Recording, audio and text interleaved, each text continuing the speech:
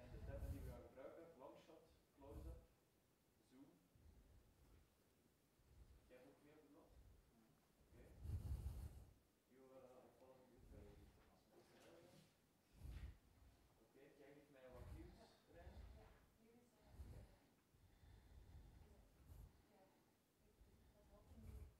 Live in 1 minute and a half.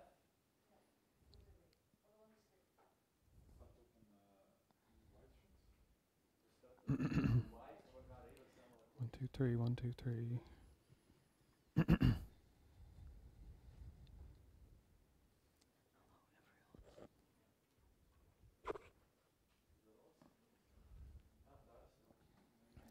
Welcome everyone and welcome to UCAM. Yeah.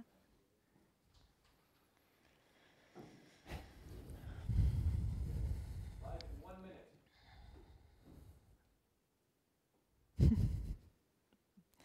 I guess that these were the 3 first.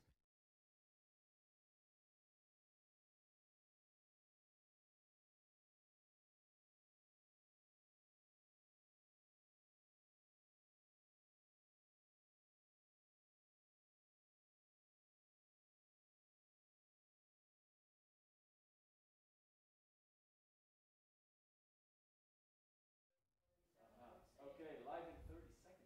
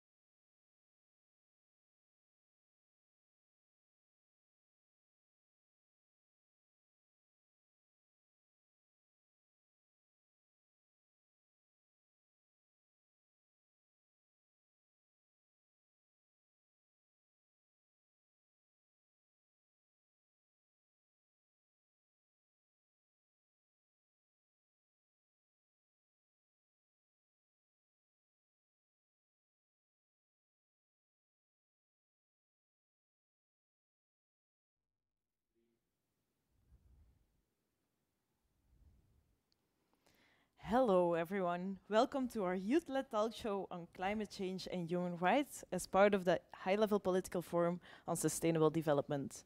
This official Belgian side event is being organized by the Belgian Ministry of Foreign Affairs and UN youth delegates from Germany, the Netherlands, Belgium, Ireland and Sweden.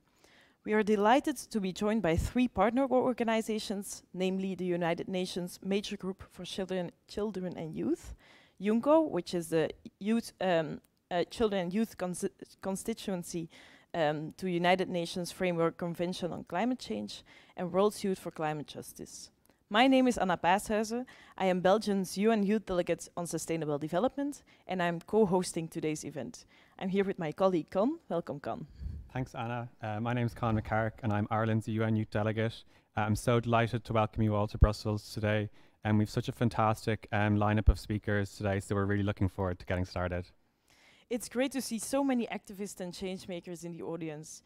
Even though we are all focused on one particular crisis at the moment, namely building back from the COVID-19 pandemic, we cannot ignore that other ongoing crisis, namely the climate crisis.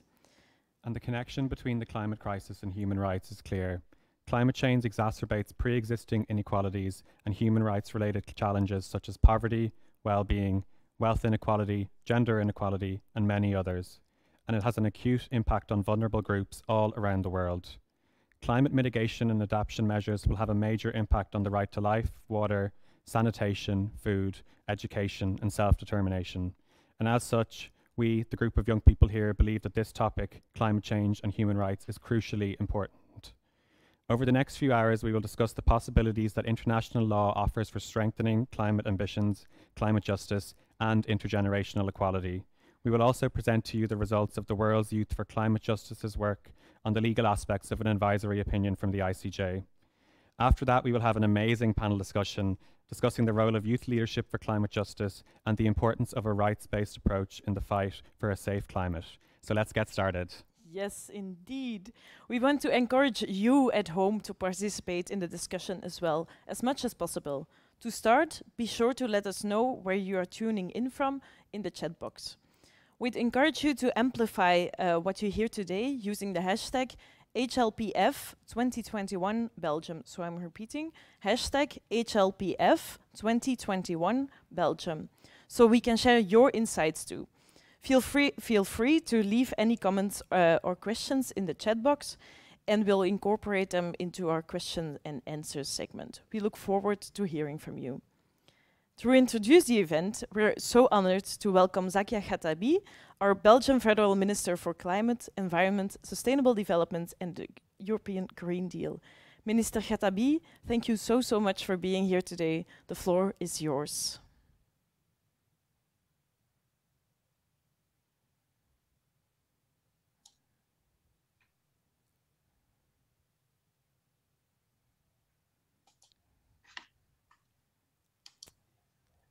You can start if you like. Thank you.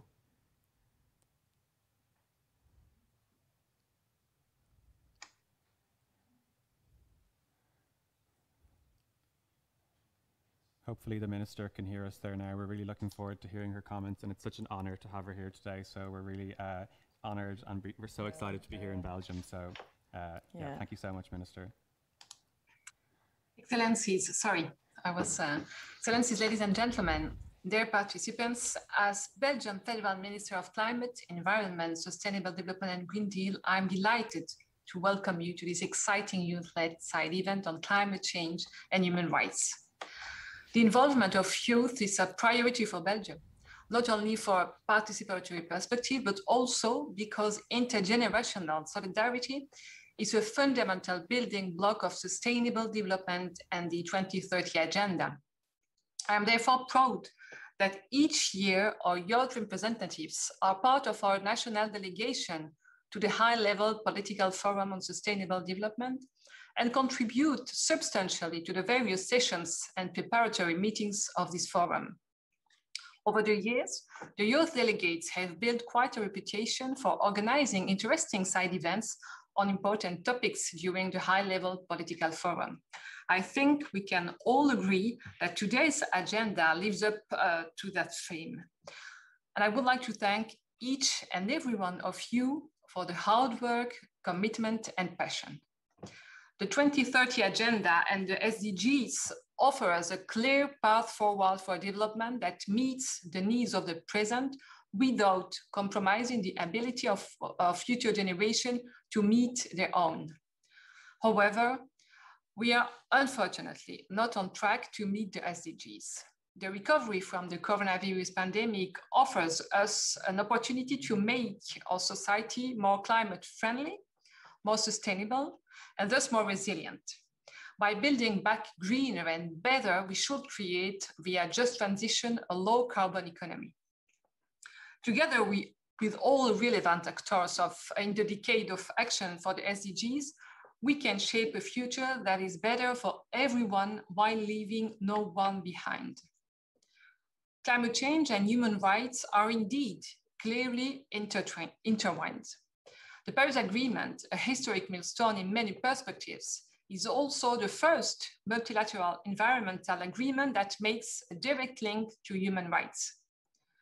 In light of the negotiations running up to COP26 in Glasgow, all parties should be mindful of this link with human rights when, for example, considering Article 6. In order to avoid malpractices, as we've sometimes seen in the context of its predecessor, the Clean Development Mechanism, the Article 6 should integrate human rights. Even more importantly, far away from negotiation rooms, there is no doubt that this is a challenge for all parties to make this happen on the ground, where vulnerable communities and individuals are confronted with the impacts of climate change and the consequences of mitigation and adaptation policies. All actors should be mindful of the impact their policies and practices have on human rights, state and non-state actors. There has been an increase in climate reporting regarding public investments and across corporate and financial institutions since the introduction of the Paris Agreement in 2015. But there is a need for more and better climate disclosures, moving away from static compliance-based reporting to due diligence reporting models. Such models include disclosing how climate issues have been integrated in governance, strategy and risk management, and what practical actions have and can be taken to avoid related risks. Furthermore, we know that climate change is a threat multiplier. Climate change interacts with other risks and threats, increasing the risk of insecurity, crisis, and even conflict. These interactions can take many forms. Droughts, floods, and failed harvest can lead to volatile food prices, food shortages, and political upheaval. It can be exacerbate poverty, and this SDG 1, force people into unemployment, SDG 8, or even displacement. This will have knock-on effects on people's well-being, SDG 3, wealth inequality, SDG 10, and gender equality, SDG 5. Therefore, climate ambition is an overall imperative to ensure the respect for human rights. We must do our utmost to limit climate change to well below 2 degrees Celsius and spare no effort to limit it to 1.5. Just like for sustainable development, the concept of intergenerational justice stands front and center when it comes to climate change. The sobering truth is that currently we are not doing enough to fight the climate crisis. We must step up our actions to ensure intergenerational justice, both to achieve the SDG through the decade of action, as well as to achieve our climate goals. Once again, I would like to thank you for organizing this session and giving me the honor to open it. I wish you all a successful event, and I look very much forward to listen to the discussions and hearing the conclusions. Thank you, Minister Katavi, for your fine words and for stressing the importance of meaningful youth participation in the 2030 Agenda on Sustainable Development. We definitely agree. And I know I speak for all of us here when I say that we really appreciate your support and would love for your government to work closely with us on this initiative going forward. As you said, it's clear we're not on track to meet our SDG targets, so we echo your call for more decisive action both domestically and internationally, and your call for way more ambitious climate targets. It's clear we have to do more as a global community. We're going to move into the next part of the show now, so it's such an honour for me as an Irish young person to introduce our next speaker, Mary Robinson. Mary Robinson was Ireland's first female president, serving a 7-year term. Before being appointed as UN High Commissioner for Human Rights, she served 2 terms as UN Secretary General's Special Envoy on Climate Change, bringing the world's attention to challenges faced by vulnerable communities as a result of extreme weather events. Mary has always been ahead of her time and at the forefront of human rights campaigns. She's been a lifelong and passionate advocate for gender equality, human dignity, and women's participation in peace building. We are truly honoured to have her here today. So Mary, thanks so much for being here. Ladies and gentlemen, please welcome Mary Robinson.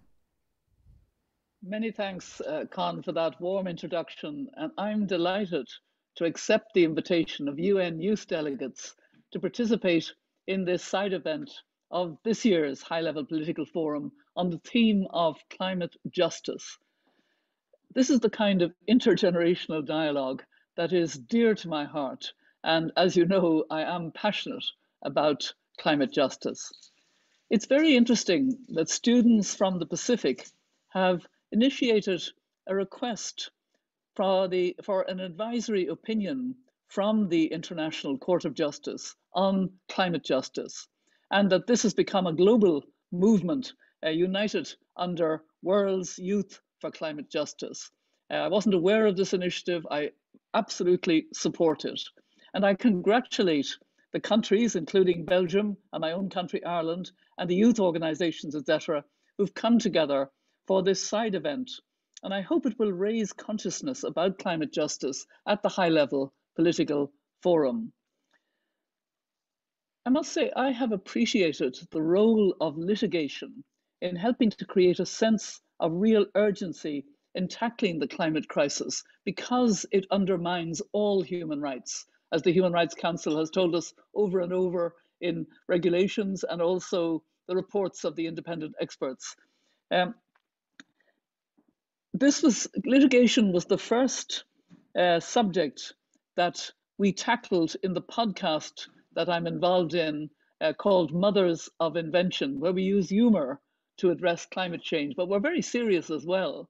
And our first guest was Tessa Shaw, because she had taken part in the litigation, the Urgenda Dutch case, which was really the only breakthrough successful case on climate justice at that time.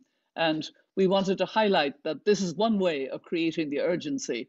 But now we've had significant national cases in Germany, in France, in Ireland, in Belgium, and probably in a number of other cases that I'm not even aware of.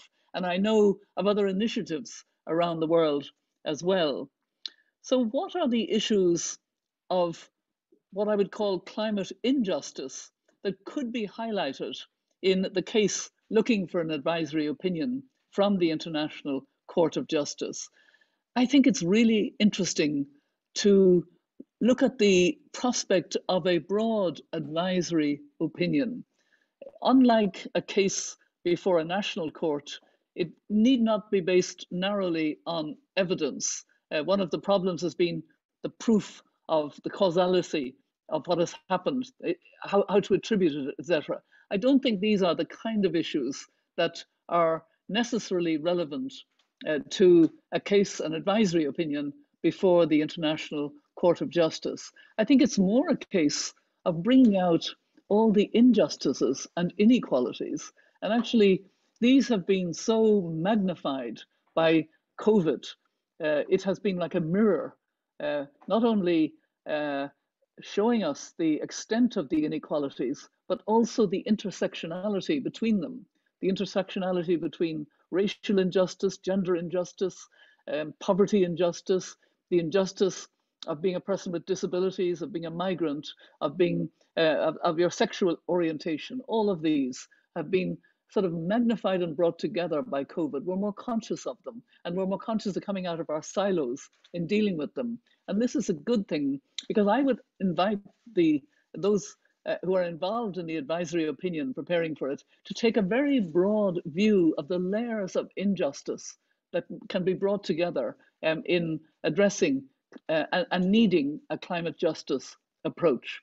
The first layer that I started with in my own work, working in African countries on economic and social justice issues, was that climate change disproportionately and much earlier hits and affects the poorest countries, the poorest communities, the small island states, and the indigenous peoples.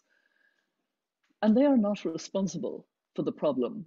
So it's a very acute injustice, and it's also a racial injustice, because these are the Black and Brown and indigenous peoples of our world. The second injustice is the gender injustice within that. The fact that women have less rights, even land rights. They have less access to capital. They have less access to training and agriculture, for example. They have less power overall, and yet they have to make their communities resilient. They have to put food on the table. When I wrote a book about climate justice, it was a book of stories, 11 stories, and 9 of them told stories of women fighting back and fighting for the resilience of their communities. But there were also 2 good men. And the point I'm making is that the gender injustice is very stark and very striking and should be brought out in an advisory opinion. And then we come to the intergenerational injustice. And it's been so good that climate activists and children striking out of school, the Fridays for Future, have been so clear on this. I've been so proud of them, if I can put it this way, how they have said in so many different ways, don't listen to us. We're only children or young people who don't yet have a vote. Listen to the science and how direct they are and how correct they are to call us out that we have not been listening to the science and doing what we should be doing. The fourth injustice, and I think this is an injustice that you can refer to in an advisory opinion, is the injustice of the different pathways to development. Industrialized countries like Ireland, Belgium, Europe generally, the United States, etc., we built our economies on fossil fuel. Now our responsibility is to wean ourselves off, but to do it with just transition for the workers and their communities who helped us to build our economies. They mustn't be left behind. They must be part of training and reskilling and investment in those communities to make sure they're part of the green jobs. But what about developing countries? I was the special envoy of the UN Secretary General at the time, before the Paris Agreement. And, you know, I kind of was well aware of the need to understand how keen developing countries were to go as green as possible in their intended nationally determined contributions before Paris. So many of them said, yes, we want to go into clean energy, but of course we'll need the investment, we'll need the skills, we'll need the training, we'll need the intellectual property where that's relevant. And we haven't shown that solidarity. We haven't lived up to the commitments in the 2030 agenda of solidarity and leaving no one behind. So a number of developing countries are continuing to use dirty energy because they have to bring their people out of poverty. It will hit them first and foremost because that's the first injustice. But of course, it could use up the whole carbon budget. So it's very stupid of us if we don't realize that we have to show that solidarity and rapidly. The fifth injustice is the injustice to nature herself, and I would include that in an advisory opinion to the International Court of Justice, because we know from a report in May 2019 of the UN that we face the acute loss of biological diversity and the extinction of maybe as much as a billion species. So, you know, we really have to be much more conscious of linking the nature-based solutions, linking the biological diversity issues to what we're preparing for in moving to COP26 in Glasgow in November. That's the most important COP since Paris. What made Paris a success wasn't just, though it was important, that at the time President Obama and President Xi of the United States and China said, yes, we're in favor of a climate agreement. That was important. But even more important was the voices of those most affected, the small island states, the indigenous peoples, the poorest countries, the civil society. Do you remember the mantra in the street in Paris, 1.5 to stay alive? That was so acutely important because we got 1.5 degrees into the text. The goal was to stay well below 2 degrees and work for 1.5 degrees. But because the scientists hadn't studied that, they were asked by the Paris Agreement to study what's the difference between 1.5 and 2 degrees. And when they did, they said, oh gosh, the whole world has to stay at or below 1.5 degrees in order to have a safe future for our children and grandchildren. And therefore, the goal now is that, and countries are using a long-term goal to be net zero emissions by 2050 or even before that now, and working backwards from 2030 for the COP 26 in Glasgow. So, you know, the impetus of the important voices at the table, those most affected, changed the Paris Agreement for the better and taught us that the world has to stay at or below 1.5 degrees. Equally, it's those voices we must hear as we move towards COP26, those voices of climate justice, your voices, your intergenerational voices on climate justice. So it's been a privilege to help you open this discussion for the high-level political forum. Let me just end with what I think are very appropriate words of the chair of the elders just before me, but he was also my boss in the UN when I served as UN High Commissioner for Human Rights. I don't know how often I have heard Kofi Annan use this phrase, and it seems very appropriate. He kept saying, and I do too, you are never too young to lead, and you are never too old to learn. Thank you. Thank you so much, Mrs. Robinson, for this enlightening and very rich intervention. Thank you for highlighting the connections between human rights and climate change, but so much more. Also pointing out the importance of an intersectional approach in the campaign and making connections with so many other movements for this advisory opinion. So thank you so much for that. I see that our online audience is also very engaged and are inspired by your words as well. So once again, thank you so much. There are also some questions from the public, if we may.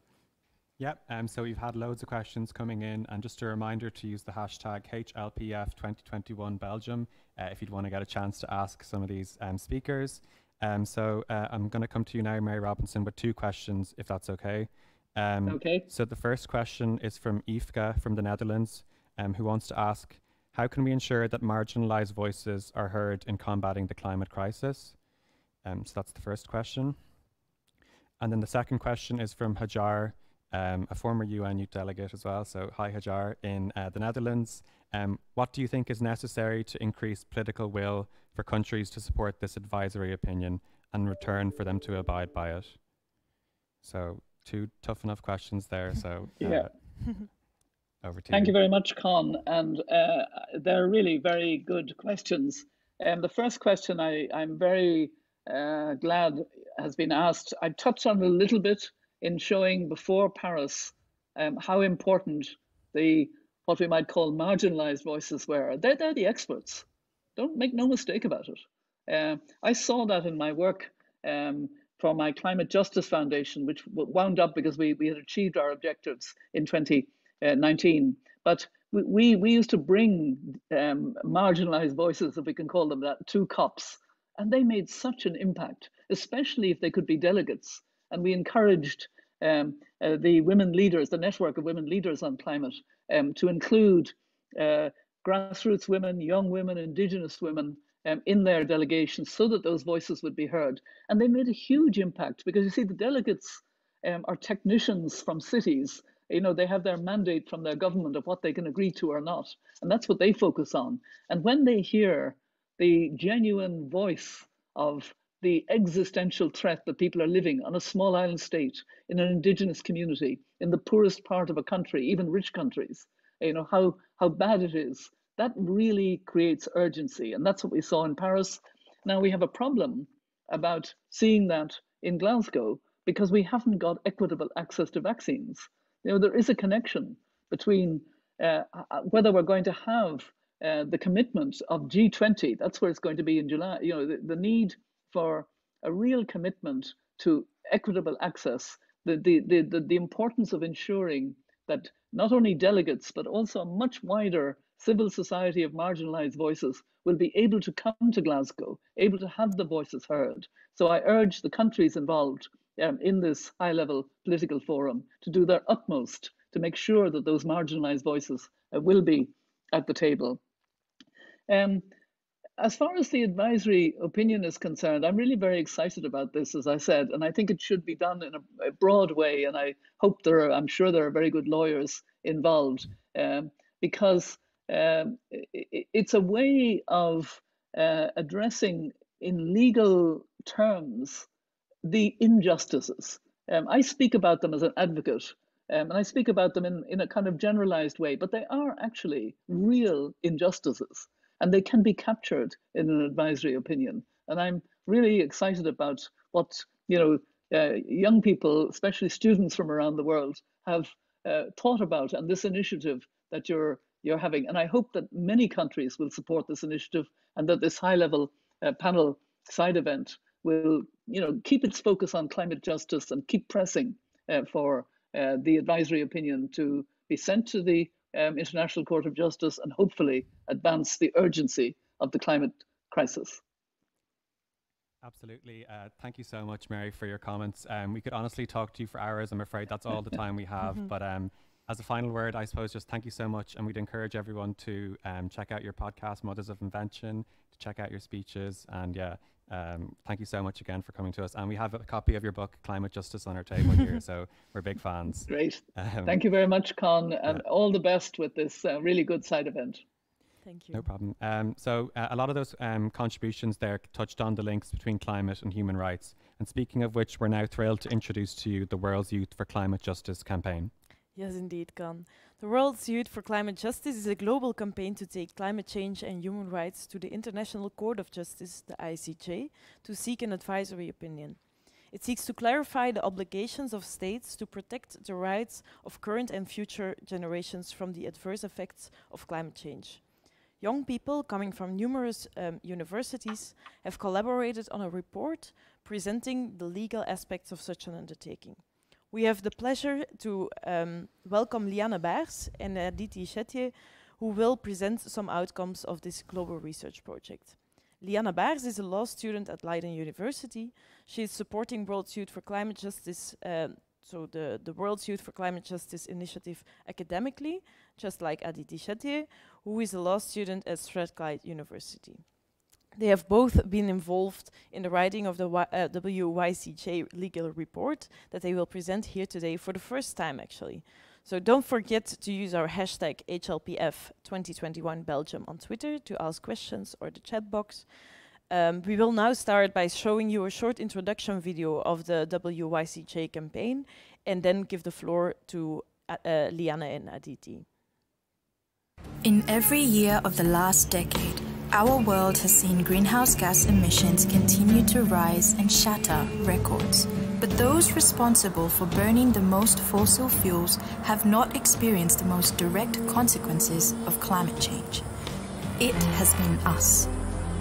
The hundreds of millions of people living on the front line of the climate crisis. If global temperatures rise above 1.5 degrees Celsius in my lifetime, countries like mine will vanish beneath the waves. I will be forced to leave the land where my ancestors are buried, and to tell my children they have nowhere to call home. At Rio de Janeiro, Kyoto, and later at Paris, we were promised action. But despite ever more opportunities to address this crisis, the planet is hurtling towards climate catastrophe. Existing international agreements have not provided countries with legal clarity on their responsibilities to reduce emissions, leading to inaction.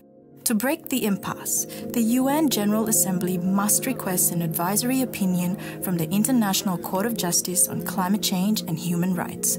All it would take is a simple majority vote from UN member states. An advisory opinion is not legally binding but carries great legal and moral authority, encouraging all nations to protect the human rights of people affected by climate change. An opinion from the highest court in the world would also help to build a critical global coalition uniting governments and international institutions, and would define exactly what existing bodies of laws nations should follow. In the past, advisory opinions have been instrumental in establishing international laws on the right to self-determination, the prevention of genocide, and nuclear disarmament. We believe it could do the same for climate change. A planet in crisis doesn't have to be our future. If there is power in the world to save humanity from environmental disaster, it is the power of the people. But time is running out, and we have to act now. Please visit our website to join us.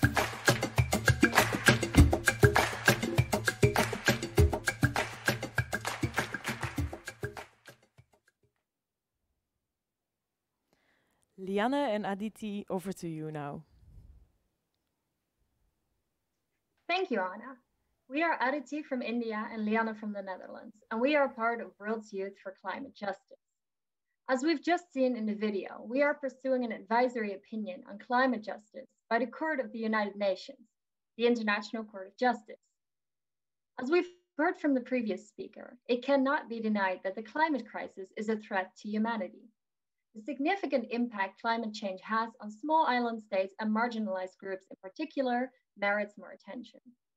We are young people from all parts of the world, standing up for more climate ambition and more climate equity for youth, indigenous communities, women, and future generations. Over the past months, we have collectively put our academic minds to work, together with students from 9 universities from all around the world and 1 institution. We have analyzed the legal aspects of requesting an advisory opinion, resulting in a legal report that we will present to you today. This report can be accessed at our website, wy4cj.org. Our objective with this report is to make a contribution to the discussion about how the advisory opinion could strengthen the global response to the climate crisis. Moreover, we aim to examine the extent to which the advisory opinion can contribute to the progressive development of climate justice and intergenerational equity. We hope this report will provide a basis for further deliberation on an advisory opinion on climate justice, both within UN fora and at the national level. We are proud to present our findings to you today. We will speak specifically about first what an advisory opinion is, and second, why the court is well placed to give guidance to regional and domestic courts. First of all, what is an advisory opinion in a nutshell? Each UN organ and agency can request an advisory opinion within the scope of their mandate and ask the court for clarification on a legal question. Advisory opinions are not binding under law. Nonetheless, due to the status of the court as the highest court in the world, these advisory opinions carry great legal weight and moral authority. They are often an instrument of preventive diplomacy and help to keep the peace. In their own way, advisory opinions thus also contribute to the clarification and development of international law, and thereby to the strengthening of peaceful relations between states. We are looking to the General Assembly, one of the UN's main bodies, to adopt a resolution containing a legal question about the clarification of states' human rights obligations arising from the threat of climate change, and for clarification on the principle of intergenerational equity. Simple majority support of UN member states is needed for the resolution to pass, and subsequently request an advisory opinion. My colleague will now elaborate on the potential role of the court within the realm of climate justice. Thank you, Leanne. Now that we know what the initiative is about, I will elaborate on the benefits of the advisory opinion. Several regional courts, such as the Inter-American Court of Human Rights, the European Court of Human Rights, and the African Commission on Human and People's Rights, have already dealt with climate-related cases on numerous occasions. Jurisprudence coming out of these courts underlines climate change as a growing concern. These courts have ruled in favor of citizens and that have demanded more ambition for climate action. In delivering an advisory opinion, the judges presiding at the ICJ can take these cases into account, thus provide authoritative guidance to regional and domestic courts on the matters relating to human rights and climate change law. So far, the ICJ has played an important role in articulating and solidifying international environmental law. It has considered cases pertaining to transboundary environmental harm, as well as regarding shared freshwater and marine resources. But a climate case has not come before the court yet. It has contributed significantly to the development of international human rights, and in the context of international environmental law, other tribunals have looked favorably on the court's articulation on international human rights principles while integrating them with principles of environmental law. The ICJ's jurisprudence on human rights has evolved considerably. Over the years, the court has weighed in on a range of topics, including interpreting the breadth of reservation to treaties on human rights, considering self-determination in the decolonization context, and prosecution and extradition of individuals accused of human rights violations. The court's role in human rights law, especially as it relates to other bodies of international law, is unique and crucial. We believe the court is well situated to deliver an advisory opinion at the intersection of human rights as well as environmental law.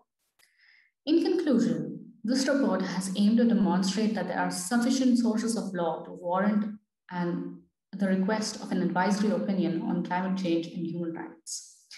In particular, an advisory opinion can contribute to the progressive development of international environmental law in two specific areas. Firstly, by spurring climate action, and secondly, by producing guidance to domestic and regional courts. At WICJ, we truly believe that this advisory opinion is a global means to raise ambition and to pursue the much needed and overdue equity for marginalized groups all over the world. Many indigenous leaders and courageous youth have put climate crisis on the global political agenda.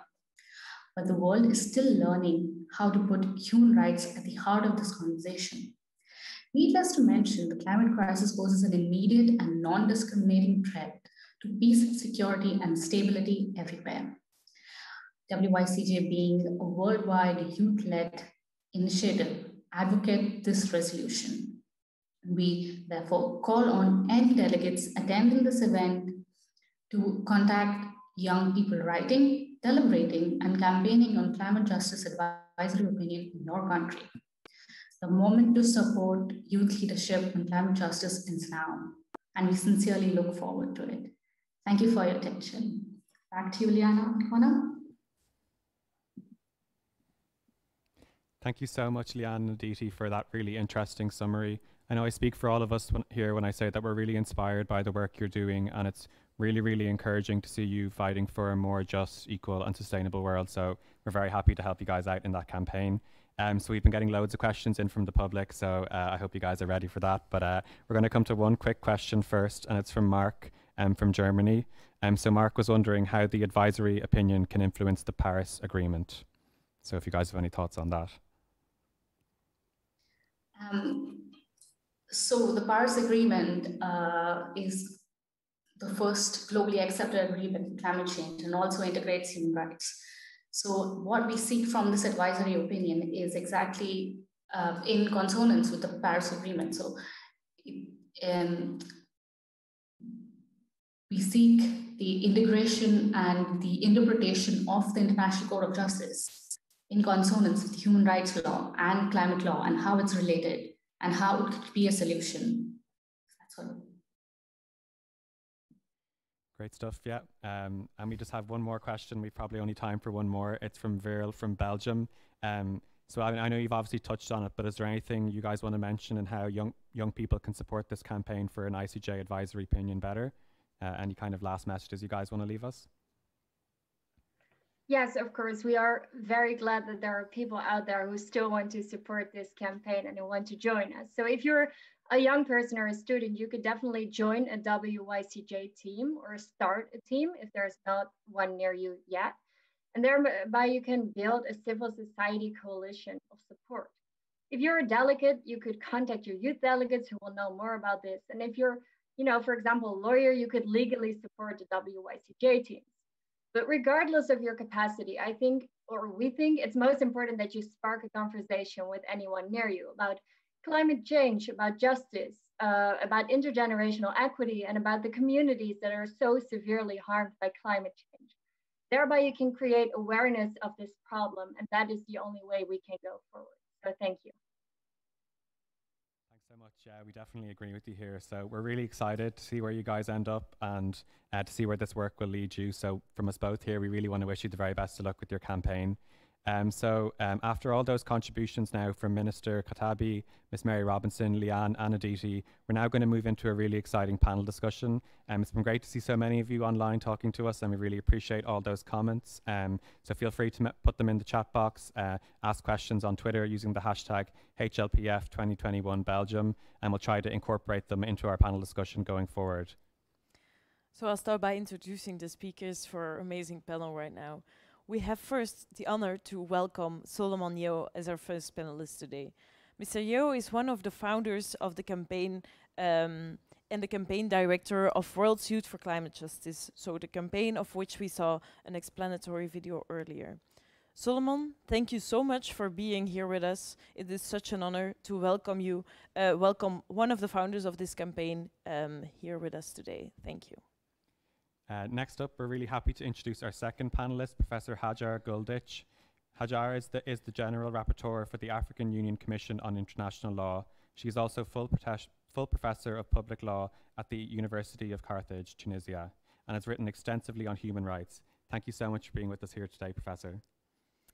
Our third panelist today is Sahar Rashid Baich. Mrs. Baich is the Global Youth Advocate for Climate, Ocean, Gender and Human Rights, and Global SDG Facilitator. She's also the contact point for YOUNGO, so the Children and Youth Constituency to the UNFCCC, the UN entity supporting the global response to the threat of climate change. Ms. Baig, thank you so much for being here with us today and sharing your thoughts on climate justice from a youth perspective on this initiative with us. Then last but by no means least, our panelist for today is Gautam Narasimhan. Mr. Narasimhan is a senior advisor on climate, energy and the environment at UNICEF since 2018. Before taking up this post, he completed a wide range of work experiences, working as an environmental engineer in the United States and India, supporting the government in Afghanistan in developing energy policies and implementing a coordination platform for energy sector investments. So as you can see, our panel have a huge wealth of experience. We're really looking forward to talking to them, so I'm going to hand you over to them now. Yeah, we would already like to thank you for bringing your views forward. It is a pleasure to have such a diverse panel. So now it's time to hear from our amazing panelists. Maybe we can start with Solomon. Solomon, looking at the World's Youth for Climate Justice campaign, I'm wondering, what do you think it means that it is gaining this attention? Is it what you expected or hoped for? And perhaps more important still, like was already mentioned before, how can people who are watching this also contribute to the campaign? Thank you so much. The floor is yours. Thank you very much, moderator. I think your question could be divided into two parts here. And I think to answer the first part of the question, I would just like to reflect back to when we started the Pacific Youth Campaign in 2019 at our local university. We never thought it would reach the level it is at now. And from the classrooms of our university to straight into a deep dive into advocacy at national, regional, and international platforms, like the one we're having at hand.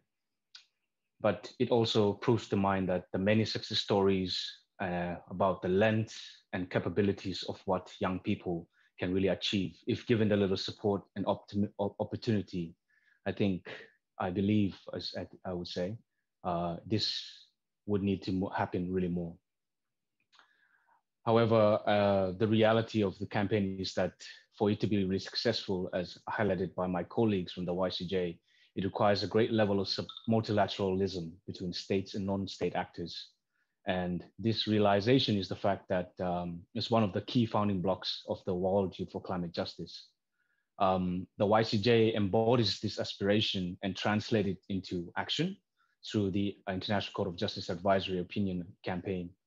And seeing like-minded youth from the Global South and Global North rallying under the banner of concrete climate action, it reinforces the fact that achieving climate justice would really require a worldwide understanding on the unfair inequities and particularly cooperation, especially towards practical climate solutions. I think that could be the reason as to why the campaign is gaining attention as well. Coming to the second part of your question is that, is this what you would expect or hope for? Perhaps we might not expect it back then, but for certainly, it is what we're hoping to see the youth to see that youth from different backgrounds all over the world campaigning for a common solution in solidarity that goes beyond the slogan itself. For the viewers out there who might be able to support, I think first and foremost, we need to highlight the key entity that will be driving this campaign to the UNGA, which are states. When the AO is put before the UNGA, states will have the option to vote whether yes, no, or even abstain from it. The target is clearly a simple majority, and state support could come in a diplomatic collaboration towards UNGA session, where like-minded states could potentially support by ensuring the negotiation of the legal question is one that is not only inclusive, but also favorable in the interest of concerned and vulnerable people all across the world. And also states could potentially co-sponsor the draft resolution as well. Also worth mentioning is the involvement of non-state actors and individuals who can also support by becoming friends of the initiative and raising the profile of the campaign as done by the powerful climate champions in this event that presented before me. And of course, support for the youth campaign. I think particulars could be clarified to exchanges between the parties. And as highlighted by a colleague from YCJ, thanks so much, Solomon. on a youth level. Thanks so much, Solomon. Sorry, we're going to have to leave you there, but thanks so much for this very thoughtful intervention and for leading all the work you do in leading this inspiring campaign. We're going to move on to Professor Guldich now. So we wanted to ask you about hearing your opinion on what possibilities international law offers for strengthening climate justice and human rights. So over to you, Professor. Thank you so much for your question. And let me first congratulate the organizers of this side event. Special thanks to the World's Youth for Climate Justice towards an ICJ Advisory Opinion. I fully support your action. Concerning the possibilities that international law offer for strengthening climate justice and human rights issues, it is known that states have an obligation to respect, to protect, and to fulfill and promote all human rights for all persons without discrimination. Failure to take affirmative measures to prevent human rights harms caused by climate change breach this obligation. It is also well known that human rights are universal and are based on the inherent dignity and equal worth of all human beings. They are equal, indivisible, and interdependent. They cannot be waived or taken away. Furthermore, you know that human rights are legally protected and they impose obligations in relation to actions and omissions, particularly on states and state actors. If we can have a look on the legal framework, besides the legal instruments related to human rights in general, beginning with the United Nations Charter, the Universal Declaration on Human Rights, and the two international covenants on civil, political rights, and economic, social, and cultural rights, there are a lot of other worldwide conventions and declarations, both all the Rio de Janeiro Declaration, the Vienna Declaration and Programme of Action, and the United Nations Framework Convention on Climate Change of 1945, and the Paris Agreement, which is legally binding global climate change agreement adopted in December 2015. Although fragile, it forms the basis of a new international legal framework to combat global warming, but the absence of mechanism of responsibility and sanctions means that we have to move to the customary international law. And in the opening speech, I heard about the due diligence. This is a rule which is very important in customary international law. This is an obligation not to cause damage to the environment of other states or to the environment in general. As you know, air pollution, for example, does not stop at the state borders. And you remember the case of Chernobyl accident in 1986. If we can see also the jurisprudence of International Court of Justice, you remember the very well-known advisory opinion of 1996 about the legality or the threat of use of nuclear weapons, in which the court said that the existence of general obligation of states to ensure that activities within their jurisdictions and control respect the environment of other states or of areas beyond national control is now part of the corpus of international law relating to the environment. And this principle also was reaffirmed by the International Law Commission. This is exactly the idea of an erga omnes obligation of environment's protection. And the case of, we're gonna get you off there, but we'll get back to you very soon. Thank you so much for this legal perspective that you offer to us.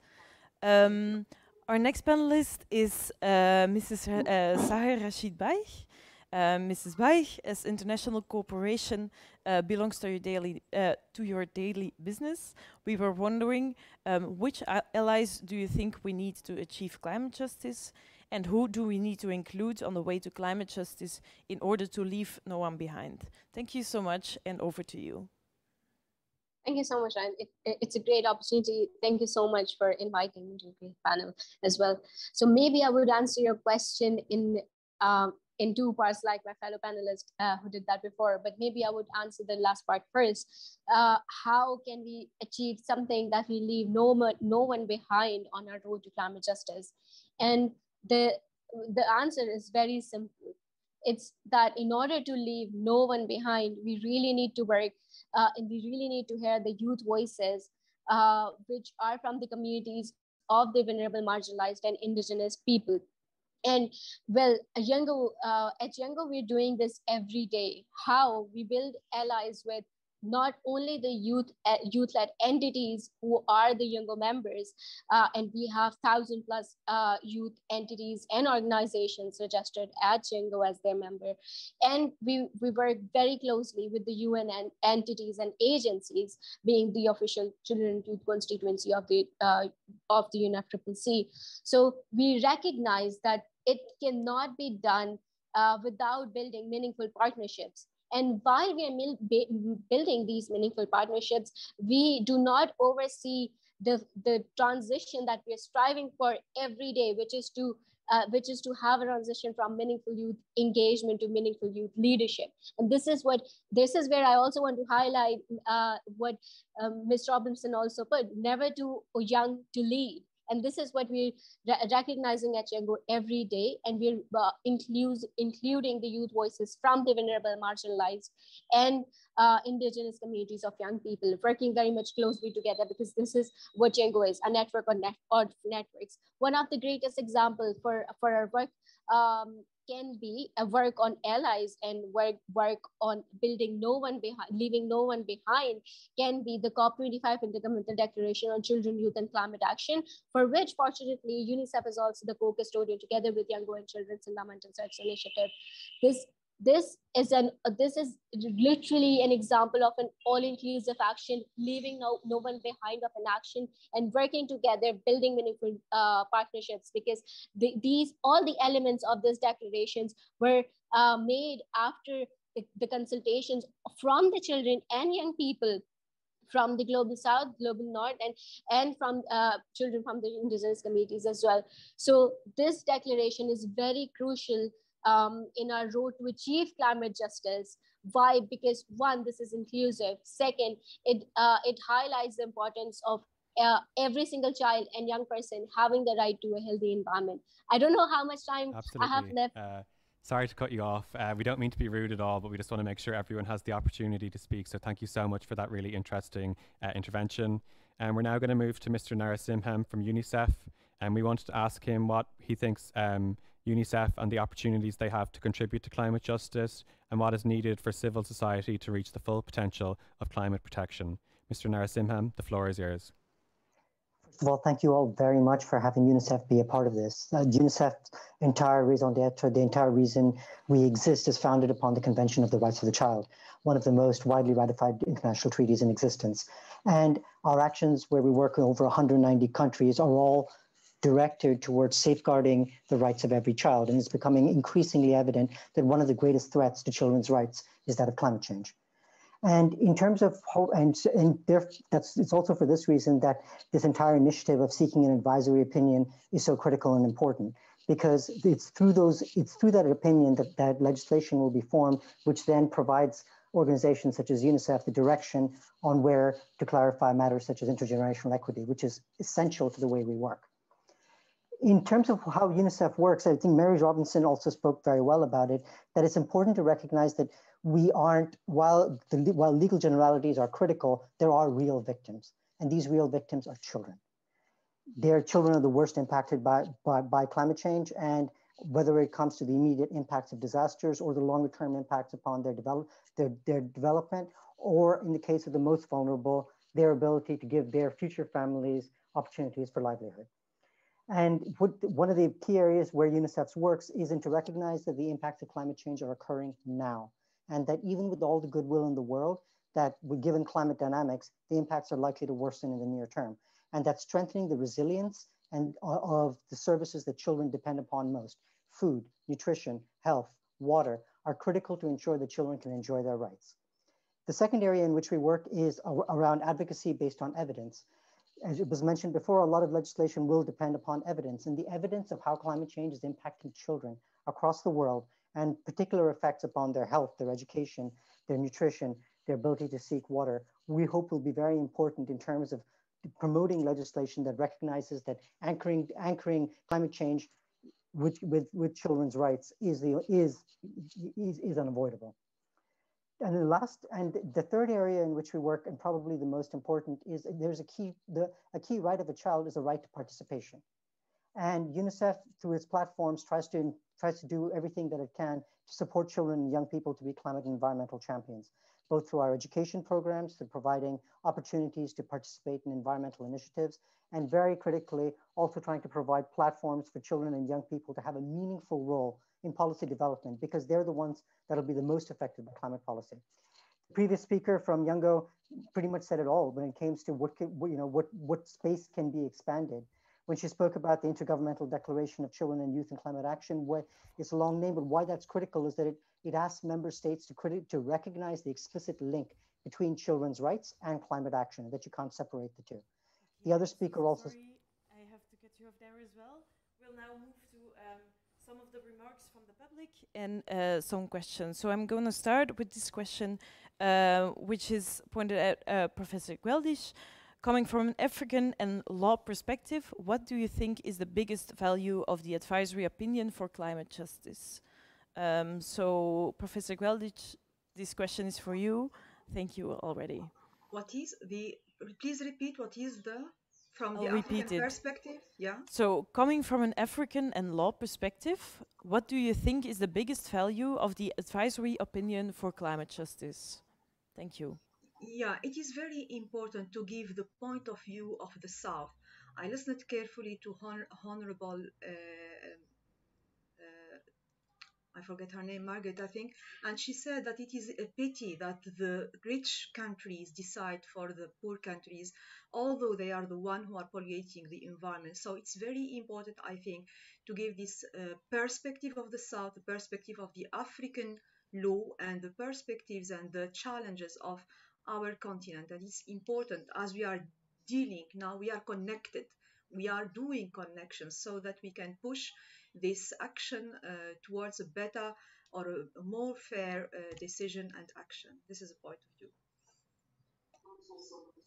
Absolutely, that's a really thoughtful contribution. We're going to come to Sahir Bai from Youngo next, and this is a question submitted from the audience. So just a reminder that you can still submit questions via Twitter, #HLPF 2021 Belgium. So we look forward to reading them there. But for Sahir, as a youth advocate and Youngo contact point, what do you think is needed from young people watching today, and how can they contribute? Well, interestingly enough, these days I'm working very extensively on the advocacy trainings. I think that one thing that was a major takeaway for me as an individual was that your advocacy journey starts from you, and your advocacy journey starts from this very second. So no matter how big or how small you achieve, if you feel very strongly about something, you don't have to be you don't have to be a contact point of some working group at Youngo, really, because it just what matters is that what you're doing to solve the issue that you see in the society, that you see around you. And when everyone can become a Youngo member, we are a dynamic community. So you will meet like-minded people and who can also help you with taking more steps towards your advocacy plan, towards your advocacy journey. So I think this can be a simple answer, but yeah, join Youngo. Thank you so much. That's really amazing. I have a question for you, Gautam Narasimham.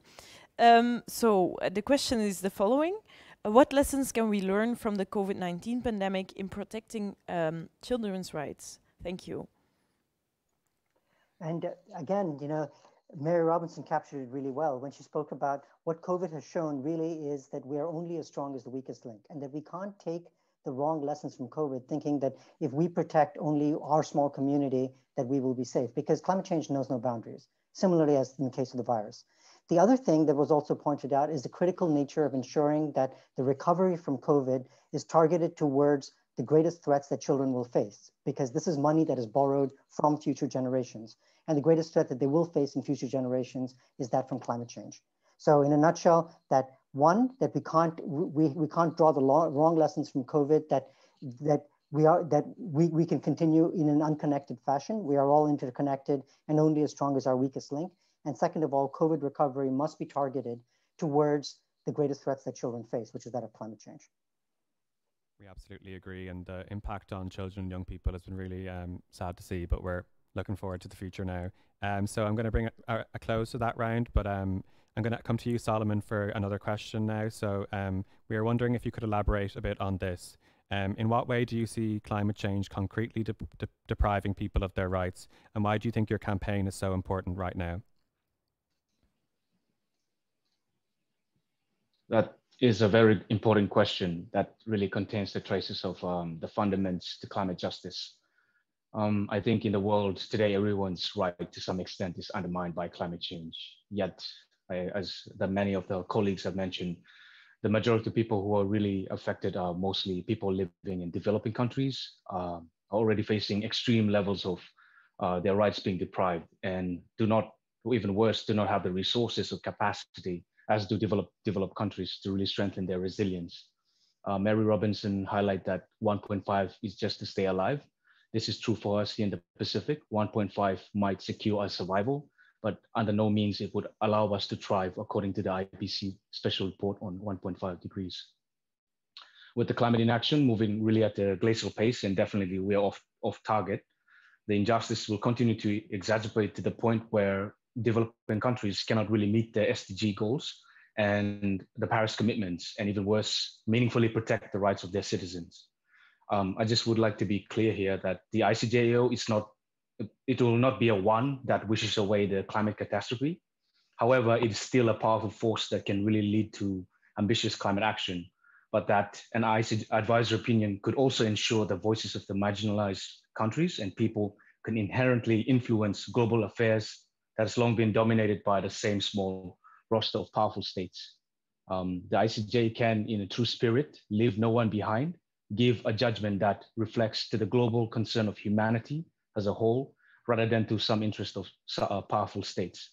And most importantly, it can give guidance to state obligation to provide support for each other in their efforts to protect rights of all humankind and the future of the coming generation. Thank you. Thank you so much, Solomon, for this really interesting point of view. Yeah, we totally agree, I think, as young people. Next one up is Professor Gweldic. We have a question for you. As youth representatives, we are wondering how you in your position work together with young people, and what opportunities do you see in a stronger cooperation with young people on the topics of climate change and human rights? Thank you so much. Over to you again. Okay, thank you too. On the academic level, as I am professor of international law, I deal with such questions with young students every day. I have courses on human rights and on international disputes, and we can give inspiration to our students. We push them to choose topics on update matters which are linked to the international law environment and its new challenges for their PhD and for their master's degree dissertation. We can also cooperate together with other students from all over the world to link our students and to exchange our skills and our experiences. This is a sort of sensitization of young people on the importance of such issues dealing with the topics of climate change and human rights. I think also that in our colloquiums, webinars, training courses, we have to include such topics. Also, the practice of moot courts competition on such topics will be a brilliant idea. I can also tell you that as an elected commissioner at the African Union Commission on International Law, we can propose for our forums for the next years something on the climate change linked with human rights. We have annual forums that can be good opportunity to gather young people from not only the African continent but from all over the world to discuss how we can progress and develop international law and link it to such very accurate issues. As a consequence, I think that integrating human rights in climate actions will necessitate higher levels of ambition and improve mitigation and adoption of strategies. And I think it is not only the role of states, but also civil society, NGOs, youth, and academics. Thank you so much. Thanks so much, Professor. We really appreciate that legal insight and your continental perspective, and we're hoping to help you out there in any way we can. So we're going to come to Sahir with our next question. It's from my colleague Tara Grace Connolly from Ireland. Very happy to be working with her, and it's about, as the fight for climate justice is inherently intersectional, how can we ensure a strong feminist perspective on the way to climate justice, and why do you think that's important? So thank you. Excellent question, Tara. I mean, this is something that is really close to my heart. Why are we, the true essence of us being here today is, of course, the HLPF, and HLPF happens to review the SDGs. And the SDGs the indicators that they have, you cannot achieve them if you do not include all the genders and women in actually making, while you're actually making a progress towards achieving the SDGs. This is how I see it, because the women and gender are majorly affected and disproportionately affected by the impacts of climate change. And they are of course, the children and the communities of children and young people and women and gender are the most affected. And we cannot ignore the fact that if we will not include them, if we will not include their voices, when we are progressing and achieving the SDGs, we will be left behind and there will be no justice of any kind. And in order to achieve climate justice, it's important to take those voices in account, and it's important to aware them more, to take the climate literacy to those societies, because mainly in the global south, the word gender is actually categorized in the marginalized community. And for us to be heard as an all-inclusive voice, we really need to break the silo. We really need to work together. Of course, there is no success if we will not include the voices of gender and women in our fight against climate justice. This is what I have to say. Thank you. Thanks so much for that. We completely agree. Yeah, such an important contribution there. So we're going to move to Mr. Narasimham now. And concerning your everyday work with UNICEF, we were wondering about like climate justice and, you know, the links between climate change and human rights. Is that like more and more prevalent in your work now, or has it always been a priority for UNICEF? Well, it's starting to become a top priority, because I like the way that you framed that thread, because between climate change, climate justice, and the work of UNICEF, the work of UNICEF is centered around safeguarding child rights. And it is now becoming impossible to safeguard child rights and secure any of the development gains that we've seen for children over the last decades without dealing with climate change. And it used to be the case that we could kind of pretend that it was business as usual. But now the evidence that we see, not just in papers, but on the ground, whether it's in the Pacific Islands, whether it's in many developing countries, and even in industrialized countries of the US, is that this is no longer hypothetical. And therefore, this is the top priority that's becoming, both for UNICEF and other organizations, to ensure that we are securing child rights. And yeah, I'll leave it there. Yeah, thank you so much for these insights indeed. Thank you. We're truly delighted to hear so much enthusiasm for the campaign and for the fight for climate justice from all your perspectives and all your jobs. So that's really wonderful. Thank you. And actually, so are the people in the public. So we have some questions from there, and the first one is to Solomon. So Solomon, thank you. As one of the founders, what is the biggest, or what is one of the biggest challenges you feel that the initiative is facing? Thank you. Thank you. Thanks, moderator, for that question. I think the biggest challenges in facing this campaign is that it will really ultimately lies with the state through the route that we're taking through the United Nations General Assembly. This is only a state that can put before the resolution a request for an advisory opinion to the ICJ. So the challenge lies ahead in trying to secure states to support this, but that's the role of what we're doing at the moment, where youth are campaigning through the YCJ and of course in their own respective countries and regions to encourage states to see the bigger picture and to consider this campaign. So the question also goes back to the states, with to say that the youths are doing their part of the share of the bargain, raising awareness. Will the states also be considerate and also welcome, at least hear out the initiative to call for the campaign to take climate change and human rights to the International Court of Justice? Completely. Behind the scenes, our UN youth delegates are working like busy bees trying to get questions in from the audience. So we have one coming in for you right now. For Gautam, in what way are children more affected by climate change than, for example, adults? Through several ways. First of all, just most obviously physically, children are more susceptible to heat. Children are more susceptible to malnutrition. Children are more susceptible to drought. Children are more susceptible to environmental pollution, such as air pollution, which has lifelong effects in terms of their neurological and mental development and their respiratory development. So that's on the physical level. And then the second is when it comes to the longer term effects. Children, for example, when through the course of natural disasters, if a child's education is disrupted more than once or twice, the chances of that child returning to school become far reduced. And then there are opportunities for being able to secure livelihoods and learn the skills that they need to escape the very sorts of agricultural and land-based livelihoods which are being most affected by climate change decrease further still. And finally, this perpetuates cycles of inequality and poverty. It is the poorest children who are affected, and as a result of climate change, they're children that are more likely to become poorer still.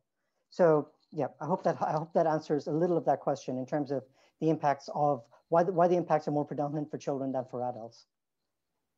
Yes, definitely. Thank you so much for that. I have one question still for Sahar.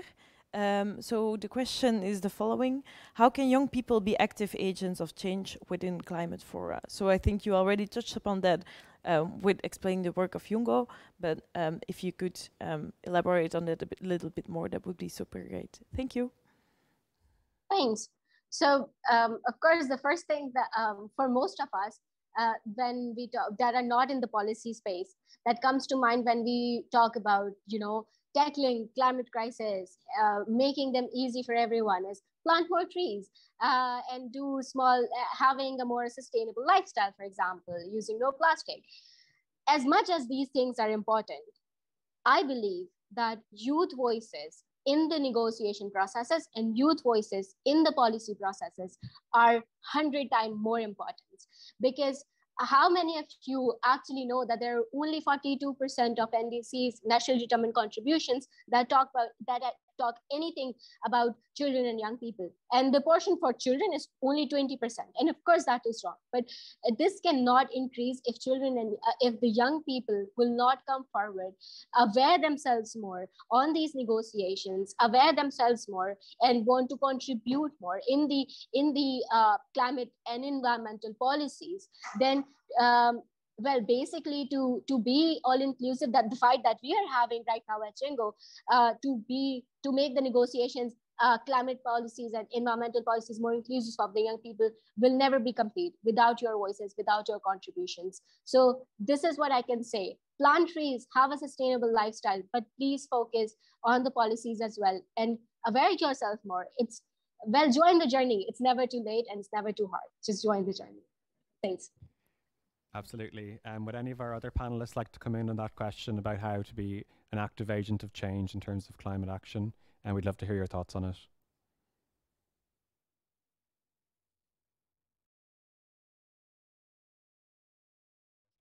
I have another question. So for Professor Hajar, got a question coming from you from a legal point of view. So how do you see human rights, the human rights framework, enforcing the UN FCC commitments? I have problems of sound. Please repeat the question. No problem. We were wondering, how do you see human rights enforcing the UN FCCC commitments? Can it be an evidence? How do you see human rights in terms of that UN FCC framework, in terms of commitments? Really, I'm sorry, I have a problem with the sound. It is not clear at all. I'm sorry. Okay, no problem. We'll come back to you in a minute. Don't worry about that at all. I just want to say I was really struck by the speaker from UNICEF's comments about children and young people. Like, I know as UN youth delegates, we do an awful lot of work with young people, and I've done stuff, charity work and stuff in Africa, and it's just like so devastating to see the impact of that on young people. So we're hoping as youth delegates we can play our part, and that everyone as global citizens can do a bit to make the world a bit more of a sustainable place. So yeah. Definitely. I absolutely agree. I suggest that we try once more the question. So Professor Gueldic, can you hear us now?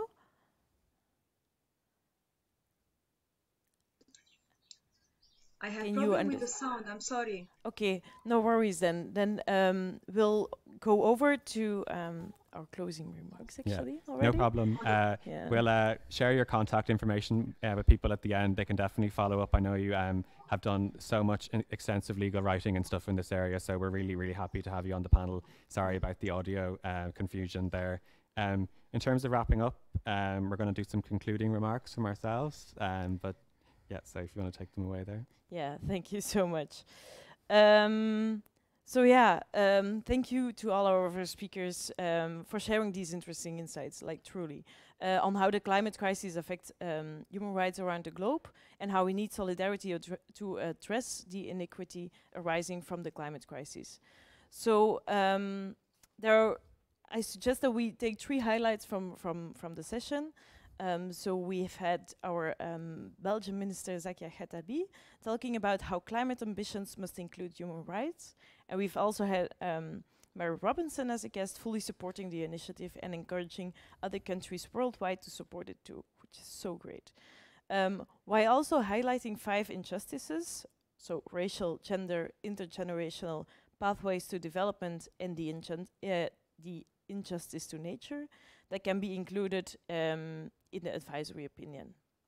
Yep, so that's our first insight. In terms of number 2, we also had youth activists from the World's Youth for Climate Justice stating how an advisory opinion would be a way of addressing the injustices linked to climate change in legal terms, as well as how we support the initiative. And we're really grateful to have them involved in today's event.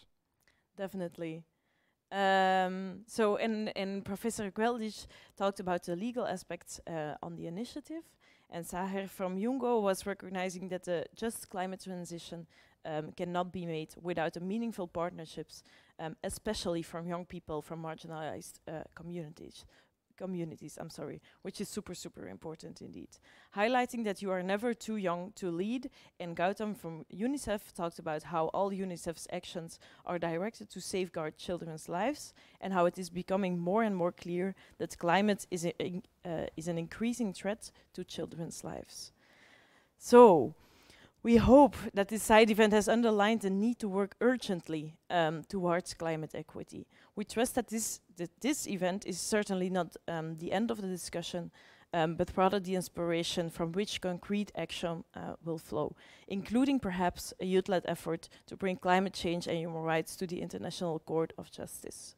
And on behalf of myself and Anna, we want to really thank everyone for listening. Thanks again to our partners, the Belgian Foreign Ministry and the 2 Belgian Youth Councils, for hosting this side event as part of the HLPF Forum. Yes, definitely. And from my end, it has been such a pleasure to work with the UN youth delegates from Belgium, the Netherlands, Sweden, Germany, and last but not least, Ireland. Thank you also to Jungo, the major group on children and youth, and the World's Youth for Climate Justice. And also, of course, the technical team and our team around us that supported us so well during the event. Absolutely. Let's remember what we've learned here today and keep pushing for a more just and sustainable world. Let's not forget that young people are the future. Together we can help create and shape a better world. Let us work together on this, the Decade of Action, and on the Sustainable Development Goals. And as we say in Ireland, Ascor Akela Awar Nadini. Only together can we rely on each other to help create a better world. Thank you so much and have a lovely evening. Thank you so much. Bye-bye. Thanks now.